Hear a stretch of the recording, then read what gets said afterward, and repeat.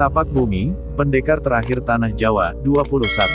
Prabu Sri Maharaja Kertanagara mengirim Rakrian Mahamantri Dia Atwaya Brahma, Rakrian Sirikan Dia Sugata Brahma, Payaman Hyang Dipangkaradasa dan Rakrian Demung Empu Wira untuk menyerahkan Arca Buddha Amogapasa ke Dharmasraya, Yang Mulia Jayakatwang. Kebo Mundarang berdiri di hadapan Jayakatwang yang sedang duduk di sebuah batu besar di halaman tempat tinggalnya di Kadiri. Kali ini, ia mengabarkan lagi perkembangan yang terjadi di Singhasari.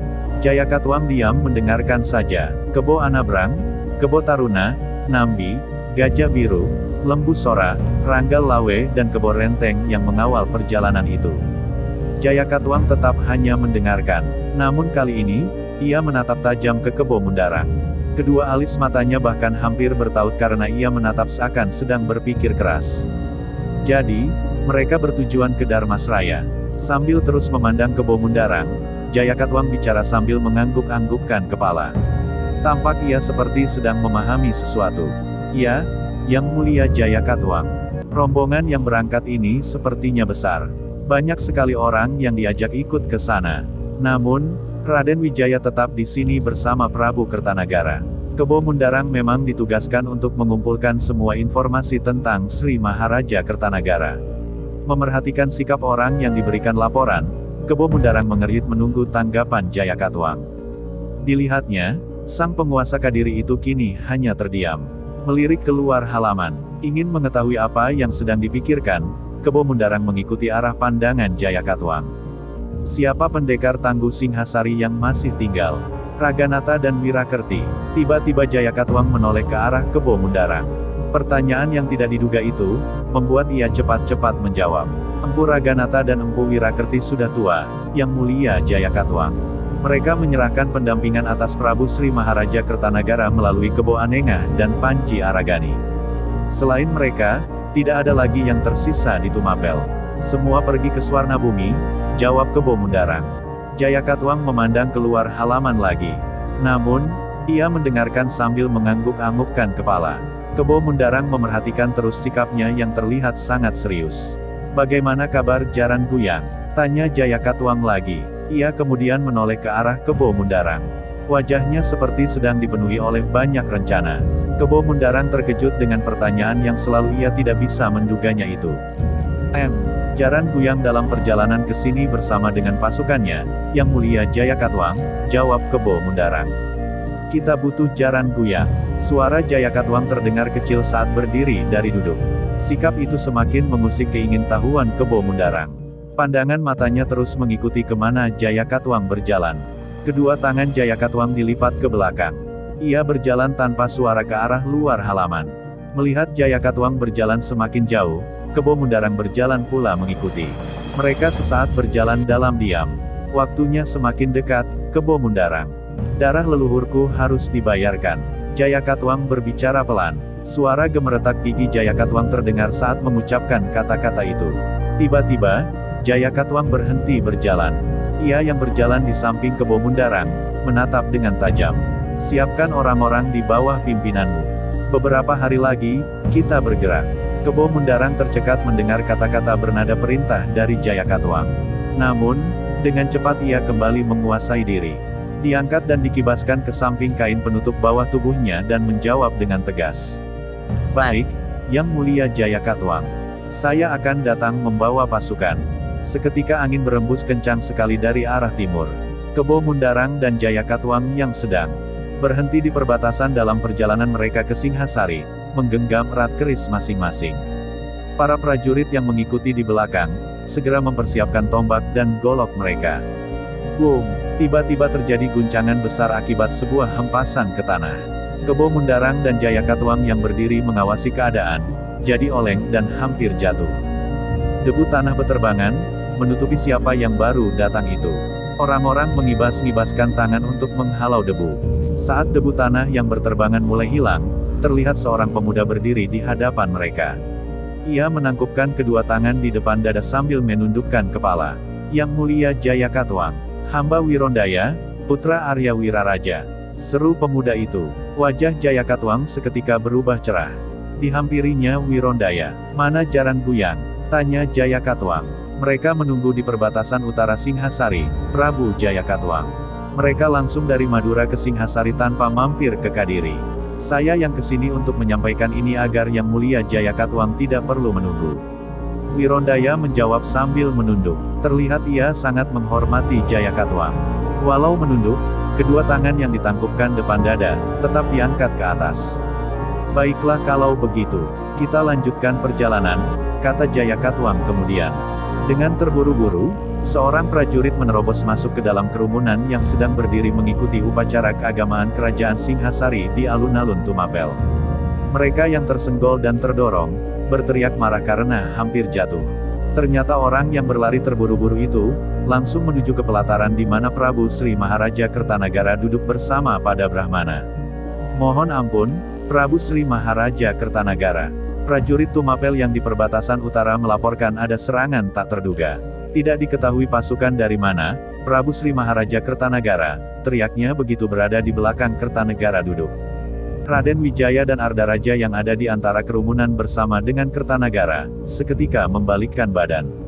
Para Brahmana menghentikan upacara. Kertanagara yang semula sedang kusyuk mengikuti upacara keagamaan itu, mendadak mendongakkan kepala dan menoleh ke arah orang yang berteriak. Ardaraja, segera bawa pasukanmu dan ikuti dia, perintah Kertanagara. Ia segera bangkit dan berjalan mendekati. Di depan si prajurit, Kertanagara memerintahkannya pula untuk mengikuti Ardaraja. Perintah Kertanagara itu pun segera dilaksanakan. Sang menantu langsung berdiri, dan bergegas membawa beberapa prajurit yang ada di alun-alun pelaksanaan upacara untuk ikut serta. Kebo Anengah dan Panji Aragani yang selalu berada di sekitar Kertanagara, berdiri memegang senjata. Raden Wijaya, kau tetap di sini bersamaku, ucap Kertanagara kemudian. Ardaraja memerintahkan prajurit yang datang melaporkan itu, mengumpulkan beberapa orang untuk membantu di perbatasan utara. Di antara para Brahmana yang duduk memimpin upacara, ada Empu Raganata dan Empu Wirakerti. Mereka menegakkan kepala memandang ke arah Kertanegara. Seakan terpanggil, sang penguasa Singhasari itu pun menolehkan kepala. Sesaat mereka berpandangan sebelum Kertanagara menyaksikan para prajurit berangkat ke utara. Melihat Prabu Sri Maharaja Kertanagara kembali duduk, Empu Raganata pun meminta para Brahmana melanjutkan upacara. Tanda hubung, tanda hubung, tanda hubung. Ayahanda Yang Mulia Jayakatwang. Tidak disangka-sangka oleh Ardaraja, ia bertemu dengan Wirondaya dan ayahnya, Jayakatwang, di perbatasan utara Tumapel. Mengetahui bahwa Jaran Guyang dan pasukan yang dibawanya dari Madura sedang berperang melawan pasukan Tumapel, Jayakatwang langsung memerintahkan Ardaraja untuk menarik mundur pasukan Singhasari dari perlawanan, agar pasukan Kadiri bisa menyerbu masuk ke dalam istana. Ardaraja mematuhi perintah ayahnya. Namun sebagian prajurit Tumapel yang disuruh mundur oleh Ardaraja itu, menentang tindakan sang menantu Kertanagara. Mereka mundur dan langsung pulang ke Tumapel, memasuki istana mencari Raden Wijaya. Bergabung dengan pasukan yang berdiri mengelilingi Kertanagara dan para Brahmana untuk dilindungi. Kebo Anengah dan Panji Aragani yang melihat sikap prajurit itu, langsung melaporkan kepada Raden Wijaya.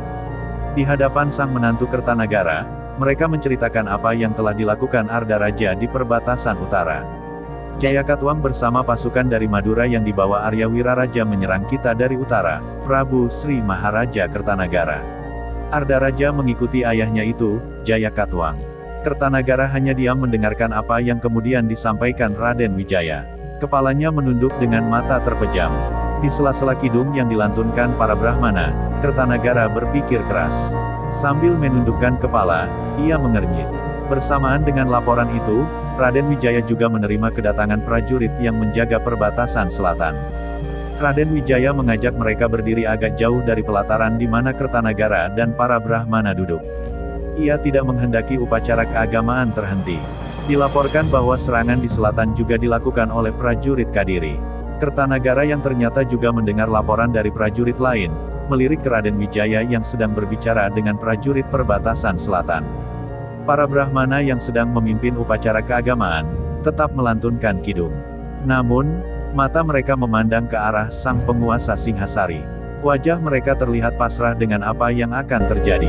Sambil terus melantunkan kidung doa, mereka menganggukkan kepala ke arah Empu Raganata. Empu Raganata pun berdiri dari duduk dan berjalan mendekati Prabu Sri Maharaja Kertanagara duduk. Sesaat mereka terlihat berbisik-bisik. Siapa yang memimpin? Tanya Raden Wijaya. Prajurit penjaga perbatasan ternyata tidak mengenali siapa panglima perang prajurit musuh yang datang dari arah selatan itu. Mendengar situasi kerajaan yang sedang genting dan Singhasari juga sedang mengirimkan pasukan dalam jumlah besar ke Swarnabumi, seketika Kertanagara menyadari ia sedang lemah. Setelah mendapat bisikan dari Empu Raganata dan anggukan kepala dari para Brahmana yang lain, Kertanagara bangkit dari duduk. Ia berjalan ke arah Raden Wijaya yang sedang bicara dengan prajurit perbatasan selatan itu. Ditarik tangan Raden Wijaya, mengajak bicara menjauh dari kerumunan orang. "Bawa istrimu, anak-anakku keluar dari sini. Aku yang akan menghadapi mereka di sini," kata Kertanagara. Raden Wijaya terperanjat mendengar perintah mertuanya sang penguasa Singhasari itu. Ia mencoba membantah, menolak menuruti perintah. Namun, Kertanagara mendorong tubuh Raden Wijaya agar segera pergi mengungsikan anak perempuannya yang menjadi istri sang putra seorang rakyat Singhasari itu dan juga anak-anak perempuan Kertanagara yang lain. Raden Wijaya terdorong hingga jatuh di tanah. Ia tidak percaya dengan apa yang diperintahkan Kertanagara. Melihat mata sang mertua yang membelalak dengan tangan yang mengusir, Raden Wijaya segera bangkit dan berlari menuju ke Putren. "Balaskan kematianku, Wijaya," teriak Kertanagara. Sejenak dipandangi Raden Wijaya yang berlari ke rumah anak-anaknya lalu, Kertanagara kembali masuk ke dalam kerumunan orang. Para prajurit yang tersisa di istana, langsung berdiri mengelilingi Kertanagara dan para Brahmana untuk menyelesaikan upacara. Namun, begitu Raden Wijaya dan para anak perempuan Kertanagara telah pergi meninggalkan Keputren, rombongan pasukan Kadiri yang dibantu pasukan Arya Wiraraja, masuk istana dari arah utara. Demikian juga Kebo Mundarang yang akhirnya dapat mengalahkan prajurit yang menjaga perbatasan selatan. Mereka berhasil menerobos masuk ke dalam istana kerajaan Singhasari di Tumapel. Kertanagara beserta para prajurit yang tersisa tak mampu mengatasi keganasan prajurit Kadiri yang dibantu oleh pasukan dari Madura dan anak Arya Wiraraja. Istana kerajaan Singhasari di Tumapel banjir darah pembantaian.